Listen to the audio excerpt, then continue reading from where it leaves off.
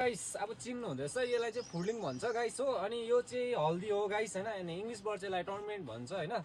अनि हाम्रो चाहिँ पहाड जग्गा हो नि त गाइस। पहाड जग्गामा चाहिँ हल्दीको फार्मिङ गर्छ गाइस हो। हल्दीको फार्मिङ गर्छ गाइस। यसलाई चाहिँ किन अब यो अहिले काटिरहेको छ गाइस। यो चाहिँ बेच्नुको प्रोसेसिङको लागि हो गाइस हैन। अब यो चाहिँ बारीबाट खन्नुपर्छ। बारीबाट खनेपछि तास्नुपर्छ गाइस हो। तासेर सुकाउनु पर्छ गाइस। अनि चाहिँ पर केजी 200 मिल्छ गाइस हो सुकेको हल्दीको चाहिँ। अनि गाइस यसलाई चाहिँ हैन सुकाउने प्रोसेसिङ चाहिँ यसमा लगाएर गाइस यहाँ लगाउनु पर्छ हो। यहाँ देख्नुहुन्छ नि गाइस। अब यसलाई चाहिँ सुकाउने प्रोसेसिङ हो गाइस हैन। यो चाहिँ सेम अलैँची जस्तो हुन्छ प्रोसेसिङ। अब अलैँचीमा पनि मुनिबाट आगो दिनुपर्छ गाइस। अलैँचीको भर्डी हुन्छ पालैपिले हुन्छ हैन। अनि अहिले चाहिँ अब यो बर्खाको टाइममा चाहिँ अब अलैँची सुकाउने काम हुन्छ गाइस हैन। अनि यो अब हिउँदोको लास्टमा चाहिँ यहाँनिर चाहिँ गाइस अब हल्दी सुकाउने काम गर्छ हैन। यति मेहनत गरिसकेपछि गाइस हैन 200 रुपियाँ केजी दिनुपर्छ गाइस हो।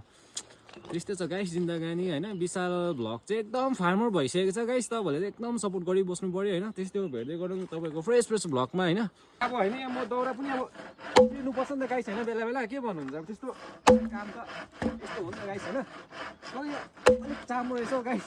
सिजन भयो त न आपा चाहिँ फेरि यहाँ दौराको लागि एकदम लगातार भइरहेको आपाको काम हो।